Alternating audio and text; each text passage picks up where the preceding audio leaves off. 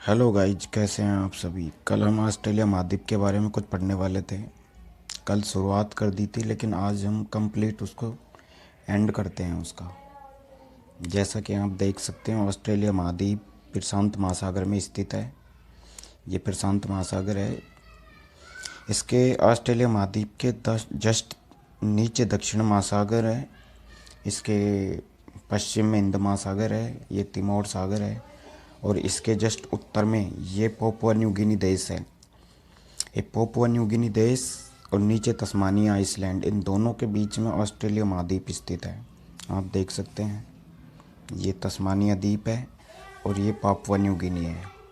अब यहाँ पर दो इम्पोर्टेंट फैक्ट हैं। वो ये हैं कि ऑस्ट्रेलिया महाद्वीप और तस्मानिया द्वीप, इन दोनों के बीच में एक ये देख सकते हैं आप, बोस स्ट्रेट। ये वाली बोस स्ट्रेट है, बोस जल संधि कहते हैं। ये काफ़ी इंपॉर्टेंट है, पूछी जाती है एग्जाम में। अब हम बात करते हैं पापुआ न्यू गिनी और ये ऑस्ट्रेलिया महाद्वीप, इन दोनों के बीच में भी एक जल संधि है जिसे टॉरस जल संधि कहते हैं। ये आप देख सकते हैं, ये टॉरस जल संधि है, ये इन दोनों के बीच में। ये भी काफ़ी इंपॉर्टेंट है, ये एग्जाम में पूछी जाती है, तो ये आप ध्यान रखें। अब हम बात करते हैं कि आज ऑस्ट्रेलिया महाद्वीप को हम प्यासी भूमि का देश कहते हैं, लेकिन इसके पीछे का कारण क्या है ये भी जानते हैं हम। ऑस्ट्रेलिया का अधिकांश भाग रेगिस्तान है, मरुस्थल है। यहाँ पे 7 के समथिंग रेगिस्तान मरुस्थल पाए जाते हैं, जिनकी वजह से इसे हम प्यासी भूमि का देश कहते हैं। तो आज हम ऑस्ट्रेलिया महाद्वीप के जो प्रमुख मरुस्थल है उनके बारे में पढ़ने वाले हैं। तो देखते हैं, पहला मरुस्थल है वृहत विक्टोरिया मरुस्थल, जिसे ग्रेट विक्टोरिया मरुस्थल के नाम से जाना जाता है। ये देख सकते हैं आप। इसी के जस्ट ऊपर ये गिब्सन मरुस्थल है, ये ग्रेट सैंडी मरुस्थल है, ये तनामी मरुस्थल है, ये सिम्पसन मरुस्थल है, ये स्टुअर्ट स्टोनी मरुस्थल है। तो इस प्रकार से ऑस्ट्रेलिया महाद्वीप के अंदर मरुस्थल काफ़ी संख्या में होने के कारण यहाँ पर मरुभूमि है, इसलिए इसका केवल 4% केवल 4% भाग ही कृषि करने योग्य। इस कारण से ऑस्ट्रेलिया महाद्वीप को हम प्यासी भूमि का देश कहते हैं। ये फैक्ट था इसके पीछे। इसमें ये देख सकते हैं आप, कारपेंट्रिया की खाड़ी, ये काफ़ी इम्पोर्टेंट है। इसके ऊपर ये आराफूरा सागर है, ये जोसेफ बोनापार्ट की खाड़ी है, ये किम्बरले फटार है जो यूरेनियम और हीरे के लिए काफ़ी प्रसिद्ध है।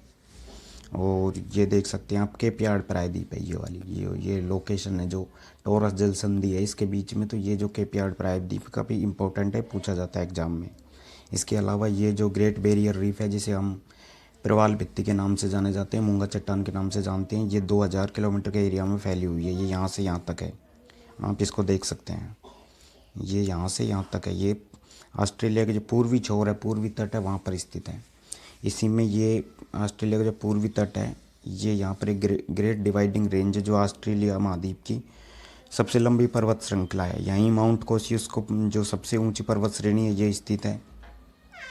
तो आप देख सकते हैं, ये ऑस्ट्रेलिया महाद्वीप है। तो ये इम्पोर्टेंट कुछ फैक्ट हैं ऑस्ट्रेलिया महाद्वीप के बारे में, जिन्हें आपको पता होना चाहिए। इसके अलावा अब हम बात कर लेते हैं ऑस्ट्रेलिया महाद्वीप की कुछ प्रमुख नदियाँ। यहाँ की ये मर्रे और डार्लिंग 2 प्रमुख नदियाँ हैं, और यही नदी बेसिन बनाती हैं ऑस्ट्रेलिया का। ये इंपॉर्टेंट है, एग्जाम के लिए आपको याद रखना है। मर्रे और डार्लिंग नदी बेसिन है, ये ऑस्ट्रेलिया महाद्वीप में स्थित है।